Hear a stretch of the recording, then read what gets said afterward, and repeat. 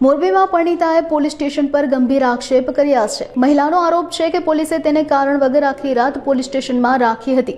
મળતી માહિતી મુજબ એક પરિણીતા પોતાના પતિ ભણવા જવાના બહાને 3 વર્ષથી પિયરમાં છોડીને ગયા બાદ પરત આવી જતા પોતાના ઘરે ગઈ હતી, ત્યારે પોલીસે તેને પકડી પાડી અને નિવેદન નોંધવાના બહાને પોલીસ સ્ટેશન લઈ ગઈ હતી। મહિલાએ જણાવ્યું કે પોલીસે નિવેદન નોંધી લીધા બાદ તેને ઘરે પરત મૂકી જવાનું કહ્યું હતું, પરંતુ આખી રાત તેને પોલીસ સ્ટેશનમાં જ રાખવામાં આવી હતી। સાથે જ તેને ફરિયાદ નોંધવા માટે દબાણ કરવામાં આવ્યું હોવાનો પણ આક્ષેપ કરાયો હતો। મારું નામ છે નિધિ ચિરાગ અઘારા।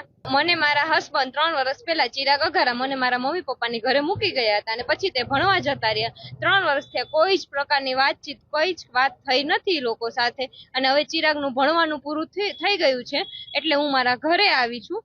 તો પણ એ લોકો મને ઘરે આવી છું અને અત્યારે અડધી કલાક થઈ એટલે એ લોકો પોલીસને બોલાવે છે। તો મેં પોલીસ આવે છે, હું પોલીસને પૂછું છું તમે કયા બેઝ ઉપર આવ્યા છો, તો એ લોકો કહે છે કે તમને પૂછપરછ કરવા માટે આવ્યા છો। તો મેં કીધું કે તમારી પાસે વોરંટ કે એવું કશું છે, તો એ લોકો કહે છે કે ના, અને પછી તે જતી રહે છે।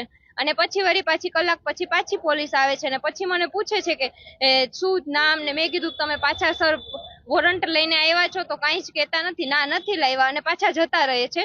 અને પછી બપોર પછી મારા કાકીજી સાસુ નીલાબેન રમેશભાઈ અઘારા, મારા સાસુ પ્રજ્ઞાબેન બાબુલાલ અઘારા અને મારા ફઈજી કનુબેન રમેશભાઈ કડીવાળા અને અમારા પાડોશી હર્ષાબેન સુભાષભાઈ, ઈ ચારે લોકો થઈને મને બહાર મારવાનો ને એવો બધો પ્રયત્ન કરે છે। અને હું મારો સ્વ બચાવ માટે થઈને હું એક રૂમમાં બંધ કરી દઉં છું અને પછી એ લોકો પોલીસને કમ્પ્લેન કરે છે અને પોલીસ મને કહે છે કે તમે કમ્પ્લેન લખાવો। મને એ રીતે ફોર્સ કરવામાં આવે છે, પણ મેં કીધું મારા ઘરે આવી છું તો આવા ટાઈપની મારે કોઈ કમ્પ્લેન કરવાની થતી નથી। હું મારા ઘરે આવી છું તો મારે આ કઈ મારા ઘરનો ધજાગરો તો કરવાનો હોય ને, એના માટે થઈને હું કોઈ કમ્પ્લેન લખાવવાની ના પાડું છું। તો તેમ છતાં પણ એ લોકો મને જબરજસ્તીથી પ્રયત્ન એવો કરે છે કે તમે બેન કમ્પ્લેન લખાવો। મેં કીધું મારા ઘરે સેફ જ છું, પણ તો પણ એ લોકો મને ટ્રાય કરે છે કે તમે લખાવો, પણ હું કોઈ જ પ્રકારની કમ્પ્લેન લખાવતી નથી।